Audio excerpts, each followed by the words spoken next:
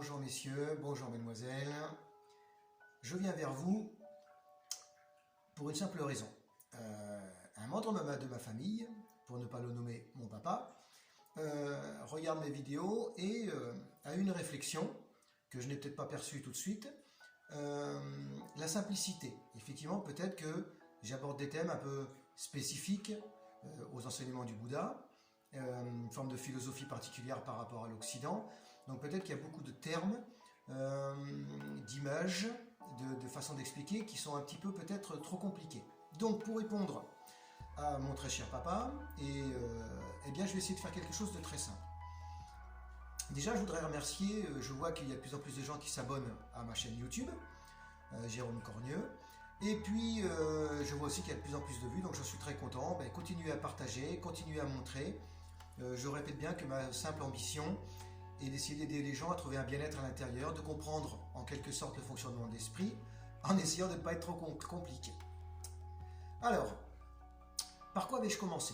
Alors pour faire quelque chose de simple, on va simplement faire quelque chose comme une image. Je reviens encore aux images parce que c'est peut-être ce qui parle le plus.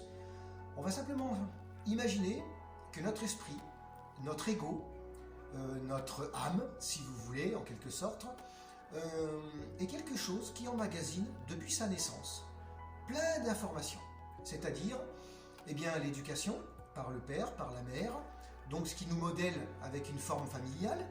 On peut parler de religion, de parti politique, on peut parler d'une éducation masculine, féminine, on peut parler d'une éducation par rapport à une époque, pour répondre à mon père ou à les personnes de cette génération, les gens pas nés dans les années 40, sont nés après la guerre. Donc il y a eu une éducation peut-être sur la restriction, sur une éducation extrêmement plus sévère que maintenant, parce qu'on voit très bien que maintenant l'éducation paraît plus légère, plus distendue par rapport à ce que l'on a connu. Ce n'est pas une critique, c'est juste ce que je perçois par rapport à ma propre famille et celle d'autres personnes. Alors, donc cette chose, cette âme, cet esprit, cette chose à l'intérieur qui perçoit, qui ressent, qui expérimente, grandit au fur et à mesure de ces années par rapport à une éducation, par rapport à un pays. Si l'on est en Afrique, on n'a pas la même éducation qu'en Russie, qu'en Norvège, ou qu'en Europe, ou qu'en Amérique. On est bien d'accord. Plus les populations locales, si on est un Indien, si on est quelqu'un qui vit en Alaska, si on est une tribu au fin fond de l'Afrique ou de la Russie, on ne voit pas du tout la même chose par rapport à la nourriture, par rapport au fait d'échanger avec les autres, par rapport à une vie de famille, une organisation sociale et familiale. Donc tout ça, qu'est-ce que ça fait? Ça pénètre notre esprit. Restez dans l'idée que c'est juste quelque chose qui est là, qui expérimente. Ne cherchez pas à comprendre quelque chose de trop compliqué. Ça veut dire qu'elle est impressionnée, comme un appareil photo, comme avec des couleurs, ce fameux filtre que l'on met devant les appareils photo pour les colorer en rouge, en vert, en bleu, quelque chose de plus lumineux. Vous comprenez bien les effets que ça fait. Alors en quelque sorte, l'esprit est comment je vais dire, est transformé au gré de toutes ces expériences de la vie. Et il se crée un personnage normal. Si quelque part on mettait une personne dans une pièce et qu'il ne connaît ni son père, ni sa mère, ni le pays dans lequel il vit, ni tout ça, eh bien, qu'est-ce qui ressortirait de lui? Par contre, quelqu'un au contraire qui a eu plein d'informations dans son éducation, sa vie familiale et sociale, sans compter les expériences douloureuses d'une forme d'éducation ou de la vie, suivant le pays où l'on est, qui est en guerre, qui est en crise, ou alors un pays où ce n'est que argent, reconnaissance, prospérité et beauté, eh bien on développe pas les mêmes choses en tant que âme, esprit ou personne, ego. Alors le terme ego, je répète bien, dans les enseignements du Bouddha, je suis obligé de le dire, ce n'est que la répétition de pensées qui se suivent les unes après les autres. Je vois quelque chose, je réagis. J'entends quelque chose, je réagis. Je réponds. On me répond, je réponds. Et tout ça devient une chaîne de mouvements du matin au soir et du soir au matin qui deviennent l'ego, donc une personne. Donc là, vous comprenez bien que maintenant, eh bien, vous êtes quelqu'un. Vous avez été éduqué, vous avez été formé, déformé par rapport à la vie.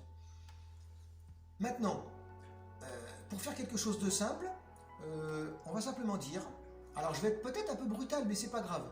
Si vous voulez ne plus être imprégné par ces tendances qui vous paraissent douloureuses, qui forment une forme de souffrance en vous par rapport aux autres, et les autres qui sont dans le même cas, eh bien il faut simplement stopper tout ce qui s'élève en soi. C'est-à-dire que quelqu'un vous dit quelque chose de désagréable, tout de suite, vous regardez au fond de vous et vous essayez de voir ce qui s'élève. Bah évidemment, ce qui s'élève, vous n'allez pas le trouver parce que ce n'est pas quelque chose de réel. C'est pas une pierre, c'est pas un caillou, c'est pas un morceau de métal qui est en vous et que vous allez jeter, vous allez le voir et l'entendre. C'est une réaction.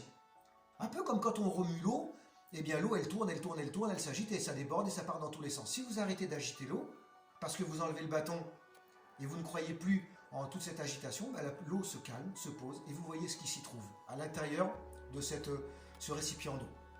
Et bien c'est pareil pour l'esprit.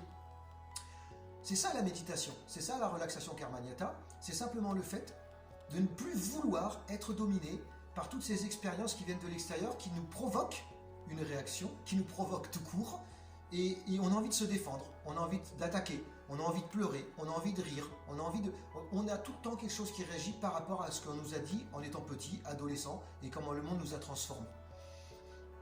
Donc ce que je voulais dire simplement, et encore pour répondre à ma famille, à tous les gens qui peuvent se poser la question, ne cherchez pas quelque chose de compliqué, une philosophie, une thérapie, quelque chose de psychologique, c'est juste quelque chose réagit.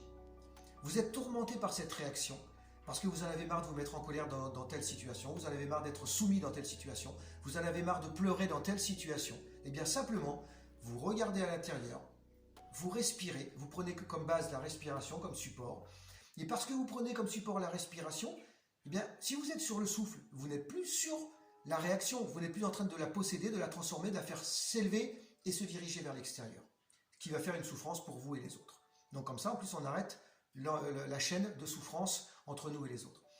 Donc oui, c'est un peu brutal, je vous dis juste simplement d'arrêter de fonctionner comme vous avez toujours fonctionné. C'est-à-dire, on me dit quelque chose, moi je réagis parce que ça me fait mal, parce que ça me touche, mais parce que dans notre éducation de tous les jours, on a développer un ego, surtout dans le monde occidental, et on s'est formé un caractère, une personne, et on veut défendre cette personne. On dit, ah mais je suis touché, j'aime pas, mais c'est pas possible, pourquoi on me fait ça? Moi. Mais regardez en respirant. Eh bien vous allez voir que le moi réagit de moins en moins, se dissout, et ne va plus chercher le conflit, ne va plus chercher à avoir peur, ne va plus chercher à se cacher, ne va plus chercher à se déprimer, ne va plus vouloir rejeter le monde. Bien au contraire, à chaque fois que vous allez respirer, eh bien vous allez lâcher quelque chose. Vous n'allez plus voir cette colère qui s'élève à ce moment-là. Elle va s'élever quand même, comme une bulle, mais c'est pas grave, elle va s'élever. Vous respirez, vous êtes stable, vous êtes droit. Vous prenez conscience que ce qui s'élève de vous n'est qu'une bulle, un arc-en-ciel, quelque chose d'irréel quand même, hein. Je peux pas parler autrement, qui va s'élever. Vous allez peut-être l'expérimenter en toile de fond, donc peut-être un moment de désagrément, une petite colère, une petite tristesse, ou quelque chose comme ça, eh bien vous laissez passer. Vous êtes stabilisé sur la respiration, cette chose monte et pouf, explose à la surface. À la surface de quoi? Je ne pourrais pas vous expliquer. Simplement, se dissout. On dit que c'est comme une goutte d'eau sur une pierre chaude. Si vous la saisissez, il y a tout le temps des gouttes d'eau, elle sera toujours mouillée. Mais si c'est une goutte d'eau sur une pierre chaude, eh bien elle s'évapore, elle se dissout, il ne reste plus rien. Vous comprenez? Donc voilà, je vais juste résumer. On est formé et déformé par la société, par nos familles, ils ont voulu bien faire, mais c'était leur propre éducation qu'ils ont transmis à leurs parents, partis politiques, religieux, spirituels, ce que vous voulez. Donc nous, si on ne veut plus réagir par souffrance et par délicatesse et par mauvaises habitudes, on va se libérer de toutes ces mauvaises habitudes. Colère, on regarde, on respire et ça disparaît. Voilà, vous comprenez bien que si par exemple vous êtes sur un chemin et que vous avez peur de quelque chose, il y a, je sais pas moi, par exemple, un serpent ou un animal qui est au bord de la route et qui vous fait peur. Alors c'est une image encore, hein. Eh bien, au lieu de la regarder et d'être fixé et que la terreur s'élève et que la chose que vous ayez trouvé à faire, c'est de jeter un bâton, courir dans tous les sens et hurler, au risque de vous faire mal en courant ou d'apeurer des gens et de ne pas prendre la bonne décision, eh bien vous regardez ailleurs, vous détournez le regard de ce qui vous fait souffrir, que ce soit à l'extérieur ou à l'intérieur, et vous prenez un chemin parce que vous vous êtes calmé, parce que vous êtes tranquillisé, vous prenez un chemin un petit peu écarté, vous passez à côté. Le serpent est toujours là, la situation délicate est toujours là. Ça, je vous dis, vous ne transformerez pas le monde, mais vous transformez votre monde intérieur. D'accord? J'espère que ça a été à peu près simple, pas compliqué, je ne veux pas faire trop long. Peut-être que si vous voulez me redire quelque chose, eh bien vous me le redites. Vous pouvez me redire des petites phrases sur la chaîne YouTube. N'oubliez pas, si vous voulez être heureux ou rendre les gens heureux, commencez par vous-même. Et vous verrez qu'au fur et à mesure, vous serez de plus en plus heureux à l'intérieur parce que moins de peur, moins de colère, moins de rejet, moins de saisie, moins d'ignorance, où on fait les choses sans réfléchir, où on croit qu'on peut faire ça, mais ça nous tourmente. Donc voilà. J'espère que mon papa va avoir vu cette vidéo, il va trouver quelque chose de peu plus simple. Pour ma part, je vous remercie encore. Je voulais juste vous dire une petite chose par rapport au lien familial. C'est vraiment important, votre papa, votre maman, les gens qui vous aident sur ce chemin, qui vous ont éduqué, qui vous ont élevé autant qu'ils pouvaient, avec leurs propres idées, leurs propres habitudes, c'était juste, ils ont essayé de vous faire le plus de bien possible à leur façon. Maintenant, vous avez le droit de changer certaines choses, des choses qui ne vous conviennent pas. C'est ce que m'avait dit mon papa, que quand il y a un moment, quand nos propres parents nous ont éduqués un peu plus durement ou un peu plus sévèrement sur des choses, on n'a pas envie de leur donner à nos enfants. Donc ça, c'est une très belle chose. Et j'en remercie encore toute ma famille, mon père et ma mère, pour tout ce qu'ils ont pu faire pour moi. Ce que je suis aujourd'hui, c'est grâce à eux. Si j'ai des difficultés, à moi de les libérer.